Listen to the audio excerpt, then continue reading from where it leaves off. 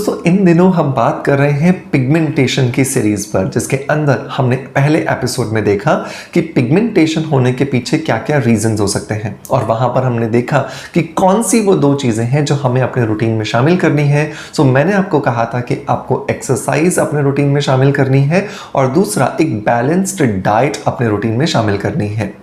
आज के इस वीडियो के अंदर मतलब एपिसोड नंबर 2 में हम जानेंगे कि शरीर में जो पिगमेंटेशन हम देख रहे हैं, चाहे वो चेहरे पर हो या वो शरीर के किसी दूसरे हिस्से पर हो, उसको हार्मोन्स कितनी तरह से इफेक्ट करते हैं। जब हम अपने हार्मोन्स को बैलेंस कर लेते हैं तो हम देखते हैं कि हमारा पिगमेंटेशन धीरे धीरे अपने आप कम होना शुरू हो जाता है। तो अगर आप भी पिगमेंटेशन से परेशान हैं और आपने अभी तक इस सीरीज का पहला एपिसोड नहीं देखा है, सो मेक श्योर कि वो पहला एपिसोड देखें। मैं आपको डिस्क्रिप्शन के अंदर वो लिंक दे दूंगा जहां से जाकर के आप इसे बहुत इजीली देख सकते हैं।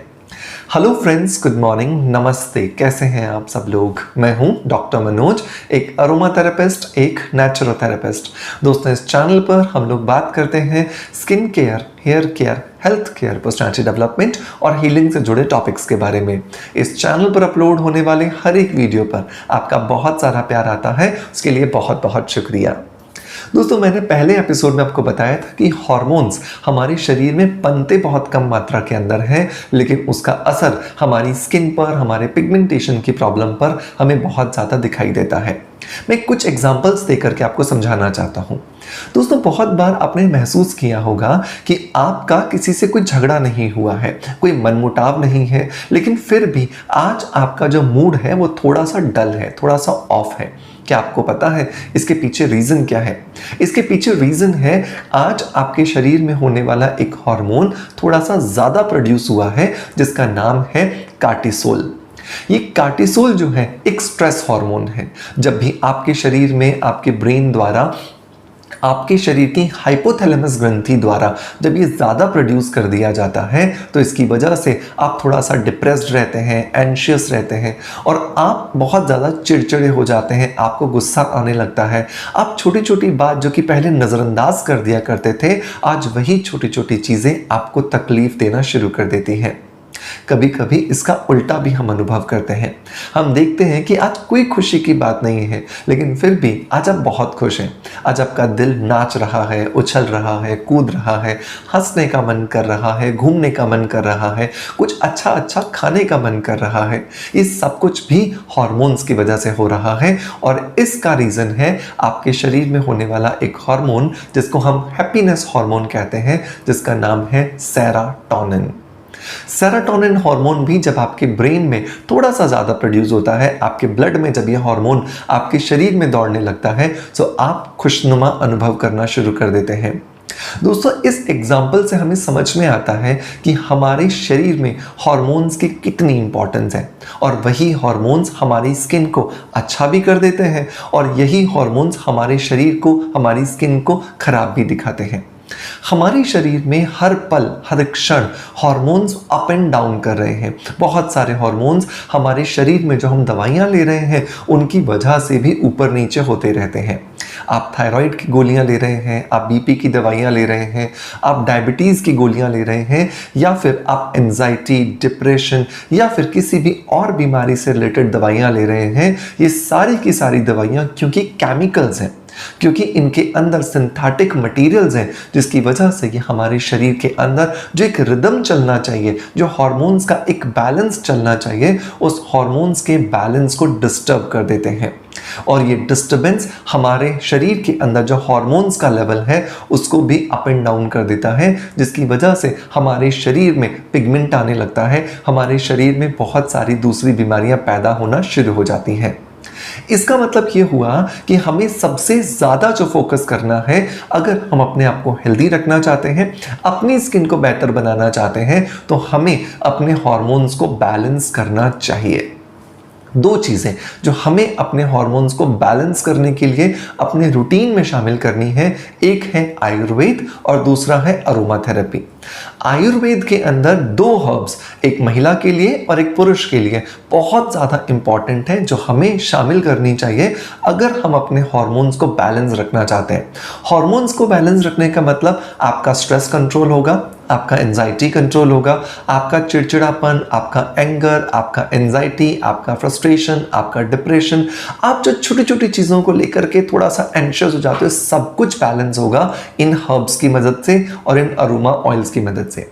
तो अगर आप एक महिला हैं और आप चाहते हैं कि आपके हार्मोन्स को आप बैलेंस करके रखें, सो डेफिनेटली आपको शतावरी को अपने रूटीन में ज़रूर शामिल करना चाहिए। शतावरी आयुर्वेद के अंदर लिखी गई एक इतनी बेहतरीन हर्ब है जो किसी भी महिला के अंदर जाकर के उसके शरीर के अंदर जितना हार्मोन्स का इम्बैलेंस हो रहा है उसे बैलेंस करने में आपकी मदद करती है। अगर आप कुछ दवाइयाँ ले रहे हैं तो भी आप शतावरी का सेवन कर सकते हैं, या अगर आप कोई दवाई का सेवन नहीं कर रहे हैं लेकिन फिर भी आपको लगता है कि आपके शरीर में हार्मोनल इम्बैलेंस है, सो डेफिनेटली आपको शतावरी का सेवन जरूर करना चाहिए। अब जहां पर मैं ये कह रहा हूं कि आपको लगता है कि आपके शरीर में हार्मोनल इम्बैलेंस है, तो ऐसा हर एक व्यक्ति के शरीर में होता है, क्योंकि हम में से कोई भी व्यक्ति ऐसा नहीं है जो हार्मोन्स को एकदम रिदम में मेंटेन कर पाए। क्योंकि हमारे सामने जब परिस्थितियां आती हैं, हम जब रिएक्ट करते हैं उन परिस्थितियों के लिए, तो उसकी वजह से हमारे शरीर में हार्मोन्स का इम्बैलेंस होने लगता है और हमारे शरीर में बीमारियां आना शुरू हो जाती हैं। हमारे शरीर में उनका जो साइड इफेक्ट है वो दिखाई देना शुरू हो जाता है। सो बहुत ज़रूरी है हमें अपने रूटीन के अंदर इन्हें शामिल करना। सो 1 चम्मच सुबह और 1 चम्मच शाम को आपको गर्म दूध या गर्म पानी के साथ में शतावरी पाउडर लेना चाहिए। अगर आप एक पुरुष हैं, अगर आप एक मेल हैं, सो डेफिनेटली आपको शतावरी नहीं लेनी है, उसकी जगह पर आप अश्वगंधा लेंगे। अश्वगंधा पुरुषों के लिए एक बहुत अच्छी हर्ब मानी गई है आयुर्वेद में, जो पुरुषों के अंदर होने वाले हार्मोनल इम्बैलेंस को ठीक करने में आपकी मदद करती है, जिसका असर ना सिर्फ शरीर पर बल्कि आपकी स्किन पर, आपके बालों पर, आपकी पूरी पर्सनैलिटी पर आपको नजर आता है। 1 चम्मच सुबह और 1 चम्मच शाम को 1 गिलास दूध या पानी के साथ में आपको इस अश्वगंधा को लेना होता है। सो इसे आप दोनों को अलग अलग लेना है, मतलब महिलाएं शतावरी लेंगे, पुरुष अश्वगंधा लेंगे। दूसरी चीज जो आपको अरोमा थेरेपी से फॉलो करनी है वो है एक अरोमा ऑयल जो कॉमन है महिलाओं और पुरुषों दोनों के लिए, जिसका नाम है जिरेनियम अरोमा ऑयल।